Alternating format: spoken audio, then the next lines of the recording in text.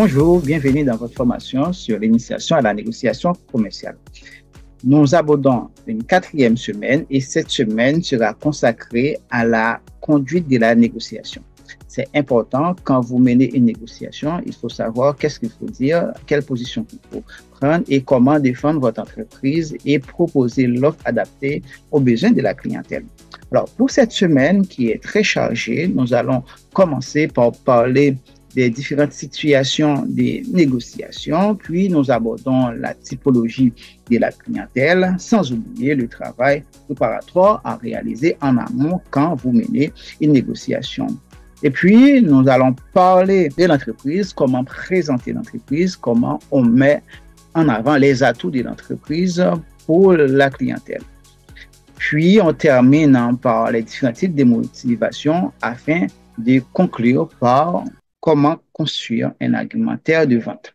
En gros, c'est sur l'ensemble de ces points-là qu'on va essayer d'aborder dans la conduite de la négociation et ce qui vous permet de mieux armer face à n'importe quel client et face à n'importe quel enjeu ou dans n'importe quelle situation de négociation, soit la négociation commerciale proprement dite ou la négociation du conflit ou bien des transactions commerciales dans un contexte international et également conditions de négociation diplomatiques. Voilà. Maintenant, nous allons voir pour les différentes situations des négociations. Pour les différentes situations des négociations, on a deux cas de figure. On a les grandes négociations et on a les petites négociations. Les grandes négociations, ce sont des négociations à dominante acheteur, parce que c'est l'acheteur qui donne le là, c'est l'acheteur qui a le pouvoir. Le pouvoir de négociation de l'acheteur est plus élevé. Vous qui êtes vendeur ou vendeuse, votre pouvoir de négociation est faible. Vous avez moins de marge de manœuvre, surtout si vous êtes en situation de dépendance par rapport à cet acheteur-là. Par contre, pour les petites négociations, on parle de négociations à dominante vendeur. Vous qui êtes vendeur, vendeuse, vous êtes en situation de dominance. Vous voyez? Vous êtes en situation de dominance. Votre pouvoir de négociation est très élevé par comparaison à l'acheteur ou l'acheteuse. C'est pour cela que vous allez mettre en avant votre talent, votre savoir-faire pour pouvoir convaincre et vendre votre produit à un prix exceptionnel. Quand je dis exceptionnel, ce n'est pas un prix surélevé, ben, c'est quand même au prix que vous avez fixé. Parce que l'acheteur a besoin de votre produit. Surtout, votre produit est exceptionnel, c'est seulement chez vous que l'acheteur peut trouver ce produit-là. Là, on parle de petites négociations. Ce n'est pas un enjeu exceptionnel pour vous parce que vous avez déjà les marges de manœuvre en main. Pour ces deux cas de figure, soit la grande négociation, soit la petite négociation, comment ça s'évolue? Ça commence par la négociation d'ordre diplomatique et puis on passe par la négociation à dominante vendeur et on termine par l'offre de vente. Ça, c'est un jargon. Qu'est-ce que ça signifie?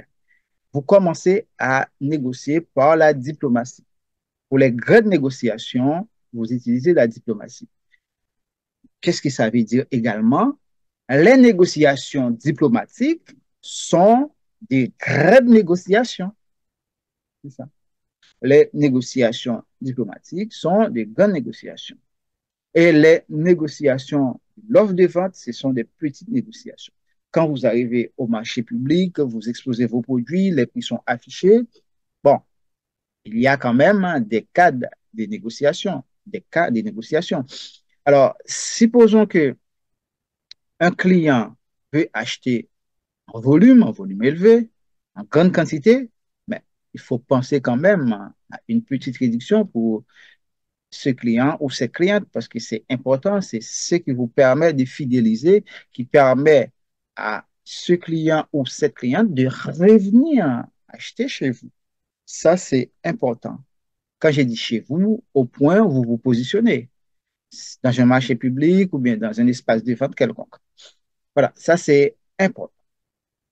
On reprend les différentes situations de négociation.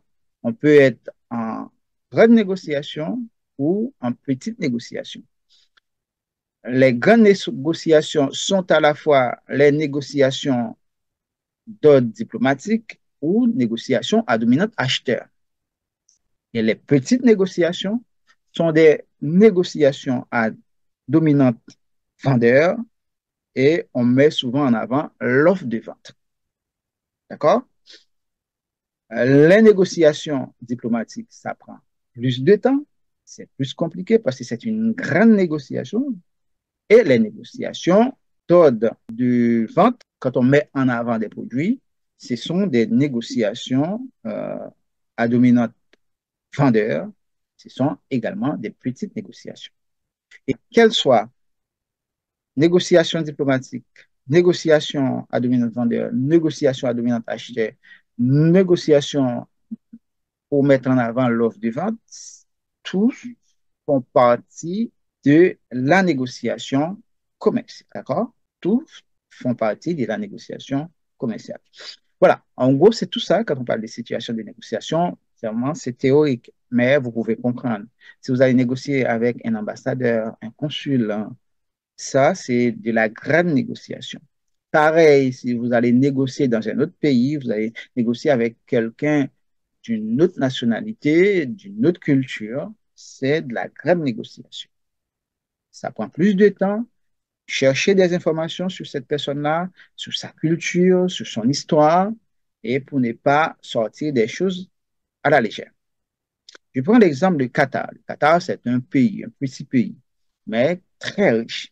Si vous allez négocier pour votre pays, notamment quand on négocie, on met en avant, si on négocie pour une zone économique, on va mettre en avant l'espace, la superficie. Hein. Mais quand on va parler aux Qataris avec l'espace, la superficie, ça, peut-être ça peut les gêner. Ça peut les gêner. Culturellement, ça peut les gêner. Il faut penser à ça. Voilà. Et puis, dans votre délégation, si vous avez des maires avec vous, des maires, peut-être ce n'est pas possible pour accompagner des maires parce que ça ne veut rien dire pour les Qataris, parce que c'est une monarchie. Vous voyez, cette histoire de maires, vous mettez de côté vos maires. D'accord? Alors, ça, c'est important, il faut tenir compte de ça. Alors, pour les autres cas de négociation, dans le commerce, les enjeux sont différents. OK, maintenant, passons en détail sur euh, la conduite de la négociation, toujours en situation de négociation. Maintenant, rentrons plus en détail sur les situations de négociation. On va parler de la négociation sur des positions douces ou dures. Alors, négociation sur position considère que les participants ont une position douce ou bien une position dure, très dure avec ces participants-là sont très tenaces sur les mots qu'ils emploient, sur les thèmes abordés et aussi sur leur position à eux. Alors, on va voir avant tout les positions douces. Alors, les participants sont généralement des amis, des collègues de travail le plus souvent, ou bien des fournisseurs que vous avez l'habitude. On a l'habitude de travailler ensemble et ces fournisseurs-là, on a une relation qui existe longtemps. Quand on négocie, on est en négociation commerciale, on négocie sur des thèmes, sur les conditions, généralement les conditions de livraison, la durée et aussi sur les services après-vente. Là, on parle des négociations sur position double. L'objectif de cette négociation est de parvenir à un accord. C'est pareil pour deux organisations ou deux associations dont les membres ou bien les présidents se reconnaissent, hein, et puis ils veulent travailler ensemble sur un projet. Le but de leur rencontre, c'est de parvenir à un accord. C'est juste, on discute sur qui est responsable quoi, qui fait quoi dans le cadre de ce projet-là. Alors, c'est pour cela qu'on parle de position double. Et également, ils sont toujours prêts à faire des concessions d'une manière à faire fructifier la relation, garder une relation à long terme. C'est ça qui est important avec eux. Ils sont toujours prêts à faire des concessions. C'est ça qui est très important quand vous négociez déjà, il faut toujours penser à la concession. Alors, les négociations de position dure, c'est différent, il n'y a pas de concession. Et les concessions sont très rares. Quand il y a des concessions, c'est l'autre qui exige des concessions pour que la négociation continue, exige des concessions. Mais par contre, les autres négociations des types 12 on fait des concessions. L'objectif de la négociation sur position dure est de gagner. Personne campant sur ses positions et cette personne-là part déjà avec l'hypothèse qu'elle doit gagner, qu'elle a déjà gagné. Voilà. Ça, c'est dangereux. Là, on n'est pas dans une compétition sportive. C'est quand on est dans une compétition sportive, on s'est bien entraîné, on possède les meilleurs éléments dans notre effectif. Bon, l'objectif à tout prix, c'est gagner. Mais là, on est en train de discuter sur des choses qui concernent l'humanité, qui concernent la société, qui concernent des humains. C'est tous les actes qu'on pose au niveau des entreprises ou bien des pays, ça concerne des humains. L'objectif, ce n'est pas de gagner. Bon, prenons l'exemple de la guerre en Ukraine.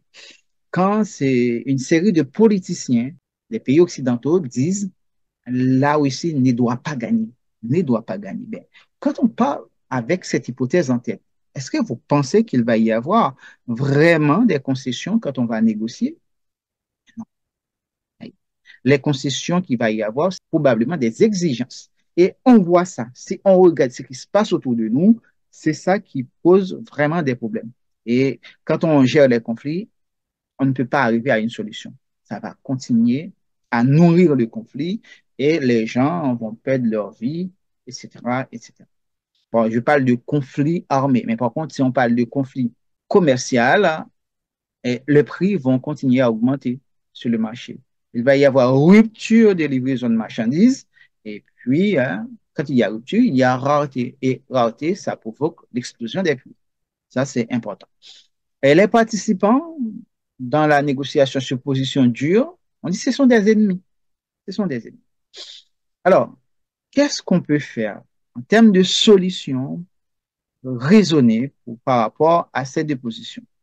On dit que les participants sont là pour résoudre un indifférent. Ça, c'est important. Ils sont indifférents, ils sont là pour résoudre l'indifférent. Alors, l'objectif est de conclure à l'amiable un accord judiciaire et efficace. Ça, c'est important. Il faut tenir compte de ça. Il faut traiter chaque question séparément et puis traiter chaque personne sur les pieds des réalités. Alors, ça, c'est important pour la personne qui joue le rôle d'arbitre. Ça, c'est important dans la négociation. Là, on parle plutôt des négociations en cas de conflit. Mais il peut y avoir un intermédiaire aussi.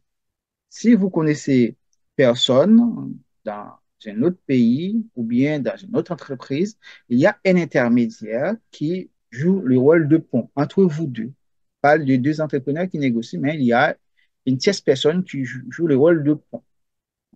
L'objectif de cette personne-là, c'est d'aboutir à une conclusion. Quand il y a une conclusion, ça va servir de la publicité pour cette personne-là qui joue le rôle de pont. Il y a une conclusion, c'est d'un accord. Toujours par rapport à la position douce, on voit que être doux à l'égard des hommes et du différent. C'est comme si c'était un rien. Ce n'était rien, nous sommes là pour discuter. Le but, c'est de trouver une solution pour passer à autre chose. Ça, c'était la base des sociétés, des anciennes sociétés, bon, surtout en Amérique du Sud, en Amérique latine, c'est ce qu'on appelle parlementer. Parlementer, quand ils ont un problème, ils s'entre-déchirent et plus tard, ils se mettent sur la table et discutent ensemble avec un bon déjeuner ou bien un bon repas, ou bien un moment de détente, ils se parlementent. Ils discutent pour trouver une solution par rapport à leurs différends. Ça, c'est important. On m'a dit que c'était comme ça pendant la guerre froide. Pendant la guerre froide, il y avait différent en termes de puissance hein, entre l'Occident et la Russie, et l'Union soviétique, pas la Russie. Chaque fois qu'il y a un problème, hein, ils se mettent sur la table, ils trouvent une solution. Et d'ailleurs, il y avait un téléphone qui permet d'échanger entre les deux parties, une ligne téléphonique qui se connecte uniquement pour les deux parties. C'est-à-dire, on parle des deux parties, on parle des représentants des deux parties. Une ligne téléphonique qui se trouve aux États-Unis, à la Maison-Blanche, qui est seulement le président qui a accès à cette ligne téléphonique, et également une ligne téléphonique qui se trouve à Kremlin. C'est même ligne téléphonique, c'est seulement le dirigeant de l'URSS, les grands dirigeants suprêmes qui a accès à cette ligne téléphonique pour appeler directement. Par exemple, quand il y a un des membres de leur groupe ou accord, comme on peut l'appeler, je prends l'exemple de l'Union soviétique, hein, il y a un allié, par exemple, comme l'histoire du missile à Cuba, ça, c'était directement, et Kennedy a appelé le chef, directement au téléphone. Ça, c'est important pour montrer que ça, c'était la négociation douce, en quelque sorte. Être doux à l'égard des hommes est différent. Mais pour la position dure, c'est être dur à l'égard des hommes est différent. Là, vous pouvez prendre toujours l'exemple des débats politiques aux États-Unis. Des débats politiques aux États-Unis. Si vous vous rappelez la campagne de 2016 entre Hillary Clinton et Donald Trump, comment Donald Trump avait rentré dans la vie privée de Hillary Clinton, c'était hallucinant. C'est ça. C'est être dur à l'égard de l'homme. Pour la personne qui joue le rôle d'arbitre, ou bien s'il y a une synthèse entre les deux, on dit être doux à l'égard des hommes et dur à l'égard des différents. C'est que nous sommes en présence des êtres humains. On ne cherche pas à dénigrer l'autre. Par exemple, hein, vous vous rappelez comment Joe Biden avait traité Vladimir Poutine de fils de, le fils de. Mais bon, on ne parle pas comme ça avec quelqu'un, quels que soient les différends que vous avez avec la personne. D'accord? Si on peut rappeler également la position de Donald Trump et J.D. Vance face à Volodymyr Zelensky. Ça aussi. Cette image-là reste, vous voyez. Et puis, on peut même se rappeler la position de Vladimir Poutine face à Emmanuel Macron. Mais Emmanuel Macron, sur une table très longue, il y a distance entre les deux. Faire du théâtre comme ça. Mais non, on ne doit pas le faire. Là, on est en position de négociation, en situation de négociation. Là, il faut utiliser toujours le côté doux. Ça, c'est important. Être doux à l'égard des hommes et dur à l'égard du différent. Là. Par rapport aux différents, on ne fait pas de concession, mais par contre, la personne qui est en face de moi, c'est un être humain. Je dois respecter cette personne.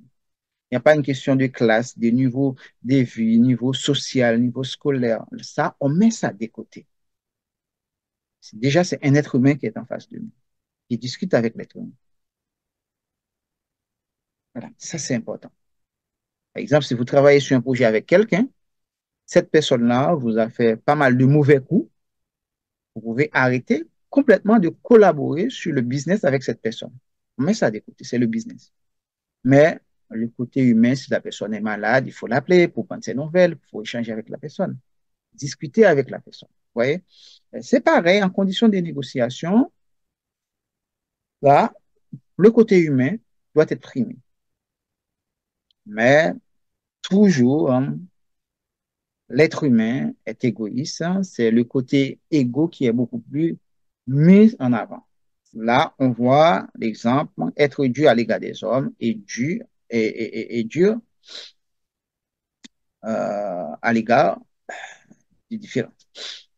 Faire confiance aux autres, ça c'est important, c'est pour quand on est sur une position de négociation, tout, on fait confiance aux autres. On fait confiance à ce que la personne qui est en face de moi me raconte. Si la personne, je suis acheteur, la personne me dit, ouais, son produit, c'est exceptionnel. Je ne vais pas trouver différent sur le marché. Ou bien, ces matières premières sont uniques. Il n'y a que Louis qui fournit ces genres de matières premières. Je fais confiance. Mais la négociation sur position dure, c'est défi toujours. C'est défi. Toujours des doutes. Est-ce que c'est vrai ce qu'il raconte? Est-ce que c'est vrai ce qu'elle raconte là? Est-ce que c'est vrai? Est-ce qu'il y a une part de vérité? Mais bon, pour le juste milieu entre les deux, on dit la confiance n'entre pas en ligne de compte. Cette histoire de confiance, on oublie tout. On est là, on discute sur les faits. Par exemple, hein, pour l'histoire des guerres qui nous entourent, chaque fois on entend une information sur des pertes de vie humaines, des morts. On dit, est-ce qu'on peut faire confiance à cette personne qui raconte ça? Cette personne qui raconte ça, oui, c'est tel groupe. Est-ce qu'on peut faire confiance? Là, on parle des morts, les amis. On parle des gens qui sont morts. Alors, c'est comme ça. Et puis, changer de position sans difficulté. Voilà. Si on voit qu'on va se perdre ou bien on va conclure un accord qui pourrait être déficitaire pour nous, pour chaque membre qui négocie, on peut changer de position, on peut changer d'avis. Mais pour la position dure, non, c'est cantonne sur sa position. On ne change pas. On ne change pas, quelle que soit la situation. Et c'est vrai, ces profils-là de personnes, ou ces groupes-là, quand on négocie avec eux, ce sont des gens qui ne reconnaissent jamais leurs erreurs. Moi, je vis dans un pays, je vois comment les gens de la politique hein, racontent n'importe quoi. Malgré on arrive à démontrer qu'ils racontent n'importe quoi, ils ne se disent jamais, excusez-nous, c'était une faute, c'était une erreur de notre part. Pareil pour les journalistes. D'accord? Ça, c'est du sophisme. Alors, en négociation, on met de côté tout ce qui concerne le sophisme, on applique la psychologie sociale, on cherche à comprendre l'humain avant tout. D'accord? Et puis, c'est concentré sur les intérêts en jeu et non sur les positions. C'est ça qui est important. Très important, la synthèse des deux. Quand vous négociez vraiment, vous vous concentrez sur les intérêts qui sont en jeu. Quels sont les intérêts qui sont en jeu? Vous négociez sur ces intérêts, vous vous concentrez sur ces intérêts. Cette histoire de position, d'accord, pas d'accord, vous verrez ça après. C'est vous mettez en avant les intérêts. Les intérêts. Alors, quand on parle d'intérêt, puis on parle de la négociation commerciale, si c'est pour vendre des produits, vous êtes là pour vendre vos produits et services. Ce qui vous intéresse, c'est d'écouler les produits. Là, quel est l'enjeu?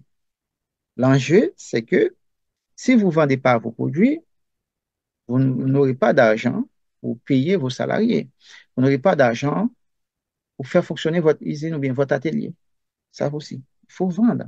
Il faut vendre. C'est pour cela, il faut vous concentrer sur ces intérêts. L'intérêt pour la survie de votre business. Ça aussi, c'est l'intérêt. Bon, je prends l'exemple du business, mais ça peut arriver. Vous êtes responsable d'une agence ou bien d'un cabinet, ou bien d'un groupe quelconque. Vous allez négocier pour faire passer un projet. Faire passer un projet, le projet, c'est au bénéfice de la communauté. Mais si la personne ou bien le groupe en présence de vous, dans ce groupe-là, il y a une personne que vous n'aimez pas sa tête, il ne faut pas se concentrer sur ces genres de positions par rapport à telle position. Si le groupe en face de vous demande quand même de bénéficier 80%, vous, de votre côté, en retour, vous allez bénéficier 20%. 80%, ça signifie c'est le groupe qui va exécuter le projet à 80%, ça va donner de la visibilité au groupe, etc. Mais vous avez seulement 20%. Mais essayez de vous focaliser sur l'intérêt de ce projet. L'intérêt de ce projet, c'est aider la communauté à évoluer, à développer. Mais vous oubliez tout, vous vous concentrez sur l'intérêt. D'accord? Mais peut-être après le projet, une fois le projet est achevé, vous pouvez reprocher ces gens-là pour les appeler, pour dire, ah, attention, ce que vous avez fait là, c'était un peu malhonnête. C'est un peu malhonnête, vous vous rappelez. Et sur la position doux, également, on fait des offres. Sur la position dure, on fait des menaces. Vous savez, si vous ne faites pas ça, vous voyez, c'est qui peut vous arriver. Là, prenons le cas, l'exemple. On a un cas d'école. Pour comprendre mieux la négociation, essayez de voir ce qui se passe, hein, surtout dans la négociation Ukraine-la Russie. Ukraine et ses partenaires et ses alliés et la Russie. Il n'y a que des menaces. Si vous ne faites pas ça, il y aura des sanctions. Si vous ne faites pas ça, il y aura des sanctions. Je vous donne un ultimatum pour arrêter telle date. Si vous ne respectez pas ça, voilà, il y aura des sanctions. Vous voyez, ça, ce sont des menaces. Ça ne se fait pas. C'est pareil, si on est en condition commerciale, hein, on négocie. Pas dire, si vous ne prenez pas mes produits, je vais arrêter de vous livrer. Il ne faut pas dire ça. Vous voyez? Si vous n'achetez pas ce produit-là, la prochaine fois, vous venez, comme vous m'avez fait perdre mon temps, la prochaine fois, vous venez, je ne vais pas vous vendre. Il ne faut jamais dire ça. Ou bien, si vous ne me vendez pas ce produit ou bien ces matières premières à tel prix, la prochaine fois, je vais chez la concurrence. D'ailleurs, je vais trouver mieux. Ouais, ça, il ne faut jamais faire des menaces. D'accord? Le but, c'est d'étudier les intérêts. D'accord? Alors là, je reprends pour vous entre la position doux et dure. Essayez de vous concentrer sur un fond, sur des choses factuelles, notamment les intérêts. Cette histoire des différents, on met ça de côté. Cette histoire de position, on met ça de côté. On se concentre sur les intérêts. Quel bénéfice ça va produire? On continue à nouveau par rapport à la position. Négociation sur position d'eau, c'est de découvrir ses exigences minimales. Tandis que pour la position dure, c'est tromper sur ses exigences minimales. Découvrir son exigence minimale pour la négociation d'eau, tromper sur ses exigences minimales pour la négociation dure. Alors, c'est juste une personne égocentrique, hein, la moindre chose, et à la moindre chose dans la négociation, on va voir ces personnes-là cherchent à exagérer, exagérer. Ça, c'est important.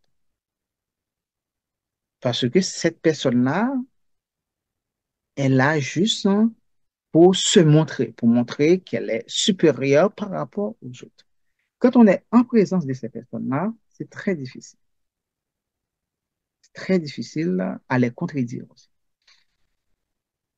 Dans les négociations, il faut toujours éviter d'avoir des exigences minimales. Toujours éviter. Quand vous montrez à moins de choses, vous montez au créneau, vous haussez le ton, vous n'êtes pas d'accord, là, on ne peut pas arriver à un point d'entente. Pour la personne douce également, c'est d'accepter des pertes unilatérales pour parvenir à un accord. C'est ça qui l'intéresse. C'est ça qui intéresse cette personne, c'est de parvenir à un accord. Tandis que pour la personne à position dure, c'est d'exiger des avantages unilatéraux.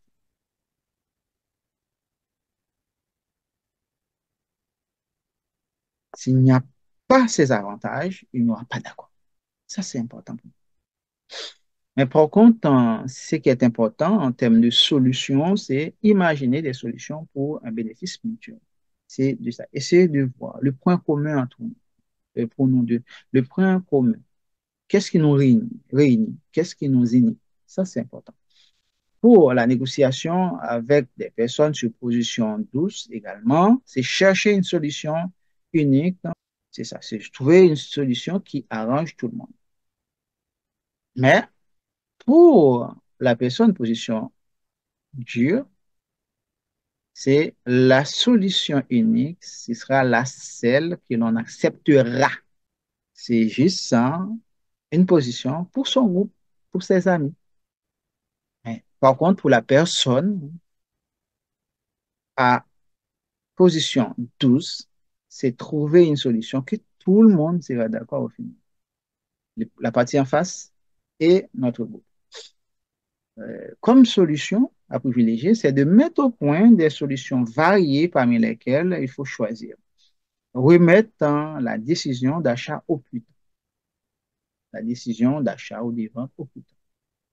Ça, au plus tard, c'est la solution qui nous est. Alors, ça, c'est le modèle chinois parce que, oui, généralement, les Asiatiques sont comme ça. Les Chinois sont comme ça. Il faut continuer à discuter, discuter, discuter afin de trouver une solution avant de prendre une décision. Quand on prend la décision, c'est que tout est OK. On a déjà arrondi l'ensemble des points.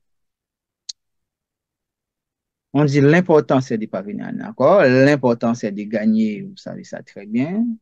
Et pour la solution, c'est exiger l'utilisation des critères objectifs. Alors, quand vous utilisez des critères objectifs dans la négociation, vous, vous vous protégez d'une part et en même temps, vous avez de l'argumentaire. On ne peut pas démentir votre argument. Mais ça arrive souvent, des gens qui ne font aucune étude, aucune recherche, arrivent à démentir les personnes qui font des recherches, qui sont sur le terrain, qui charbonnent. Ça, on voit ça souvent à la télé. On va voir souvent à la télé, surtout les experts du plateau qui ne maîtrisent rien, qui ne font rien déjà, qui ne font rien déjà. Quand il y a un sujet, peut-être qu'ils passent sur Wikipédia et maintenant avec l'intelligence artificielle, ChatGPT, ils demandent des informations à ChatGPT, ça monte. Et puis, ils racontent des choses.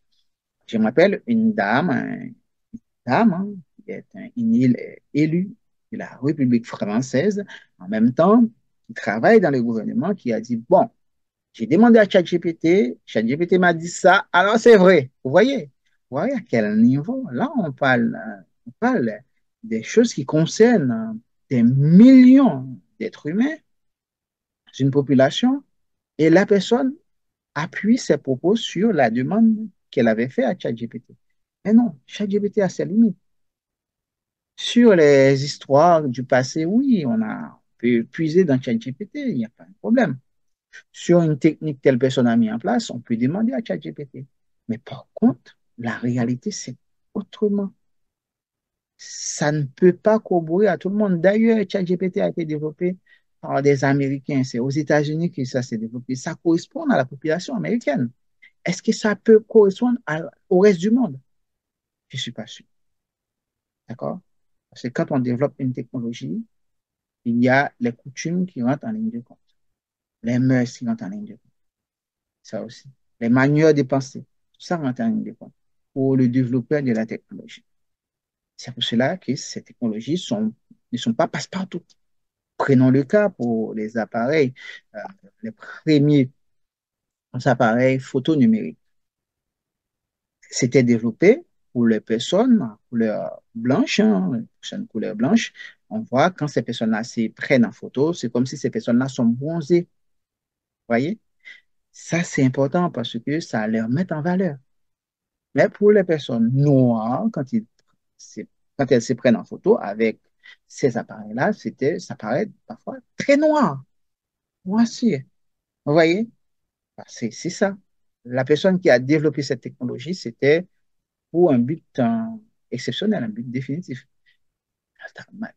Quand l'EIK est arrivé, ça a changé les choses. On a des caméras qui tiennent compte de la couleur de la peau de n'importe quelle personne pour mettre en valeur cette couleur. Ça aussi, ça a changé les choses. C'est pour cela qu'on ne peut pas se baser sur ce que ChatGPT a dit. Oui, ChatGPT a dit ça, oui, c'est vrai. Mais non, comme je suis enseignant aussi, parfois j'ai dit à mes étudiants, si je vous demande quelque chose, essayez de faire travailler vos neurones. Cette histoire de je vous donne un devoir à faire, au bout de 15-20 minutes, vous me dites que c'est fini, moi j'ai terminé. Ouais, quand même. Oui, j'utilise ChatGPT. C'est n'importe quoi. Vous voyez? Mais pareil pour la problématique. Jusqu'à présent, ChatGPT ne sait pas comment formuler une problématique. Vous voyez? Quand on demande à ChatGPT, ça sort tout et n'importe quoi. Et quand ça arrive, on voit que c'est quelque chose qui a été développé par ChatGPT. Bon, OK, bon, on revient toujours. On dit, pour éviter un affrontement, c'est ça la position douce, hein, mais pour la position dure, c'est vaincre hein, dans un affrontement de volonté. Il faut arriver à vaincre, détruire l'autre. Alors, c'est ces genres de positions qui causent tous ces guerres qu'on a autour de nous, tous ces guerres qu'on a autour de nous. C'est à cause des personnes qui ont des positions dures, qui font face à d'autres personnes qui ont des positions dures également. Et parfois, ça peut encore arriver plus loin. Vous vous rappelez, 2003, les escalades qu'il y avait en 2003, des mensonges que les gens ont racontés devant la télé, devant le monde entier. Et ces personnes-là campaient sur leur position. Et malgré, il y avait des experts qui étaient allés, des experts des Nations Unies, qui étaient allés dans certains pays pour vérifier la véracité de ce qu'on raconte. Et au final, ils ont trouvé qu'il n'y avait rien vraiment de véridique. Et puis, ces personnes-là avaient pris leur décision. Vous voyez, c'est ça. On trouve ça souvent. Voilà. Et puis, pour la personne qui joue le rôle de modérateur, lui, c'est d'obtenir des résultats fondés sur des critères indépendants de la volonté. Alors, c'est resté net. Et au final, pour terminer sur les positions, négociation de position, la personne d'où cherche à toujours céder aux pressions. La personne d'où n'est pas dans la confrontation, c'est l'oppression. Mais la personne due exercer des pressions. Dans le juste milieu, c'est de raisonner et être ouvert aux raisons des deux parties. Ça, c'est important. On peut céder au principe, mais pas à la pression. C'est le but, c'est d'arriver à une solution. Bon, en gros, je vous présente ces cas de figure sur les situations des négociations en cas de position des uns par rapport aux autres, hein, comment vous vous comportez. Si, dans tout ce qu'on vient de dire, vous êtes en position doux, essayez de vous rapprocher ici sur le raisonnement de fond. D'accord? Si vous êtes en position dure, essayez de vous changer parce que vous allez causer du tort à des gens. Pourquoi je dis à des gens? Parce que quel que soit ce que vous faites, hein, ça a un impact sur la société. Quel que soit ce que vous faites. Et moi, ce que je suis en train de faire avec vous là, de faire voyager sur des choses, hein, de vous faire réfléchir sur des choses, ça impacte la société parce que vous allez impacter d'autres personnes autour de vous et ça va continuer. Ça, c'est important. Un produit que vous créez, ça peut révolutionner l'humanité. Pareil, un produit que vous vendez, ça peut sauver une vie. Et cette vie-là que votre produit permet de sauver, et cette vie-là pourrait être une personne idéale pour changer le monde. Ça, c'est important. Le but, hein, en situation de négociation, c'est d'avoir un raisonnement sur le fond. Il faut discuter sur des choses factuelles, avoir des chiffres qui ont été prouvés par des études de terrain. Ce n'est pas des études manipulées, mais de nos jours, on voit pas mal d'études manipulées, surtout l'histoire des sondages. Méfiez-vous des sondages, par contre. Mais les micro-trottoirs, des gens que l'on rencontre vraiment, les personnes lambda, des études de terrain, des vidéos que vous voyez en direct, et ça vous aide déjà. Vous voyez ce qui existe. C'est pour cela, dans la négociation, essayez entre les deux, dans le sens que vous ne vous laissez pas marcher sur les pieds et en même temps, vous décidez sur les intérêts, l'intérêt des deux parties, l'intérêt mutuel. Et en plus, l'intérêt mutuel, vous discutez sur des faits. Le but final, c'est de parvenir à un accord. Vous n'êtes pas là pour vaincre, vous n'êtes pas là dans la confrontation. Vous êtes là à discuter, à trouver une solution. Quelles que soient les conditions de négociation. Est-ce que c'est en condition de conflit? Est-ce qu'il y a en condition commerciale ou bien une proposition de vente comme on l'avait vu tout à l'heure? Voilà.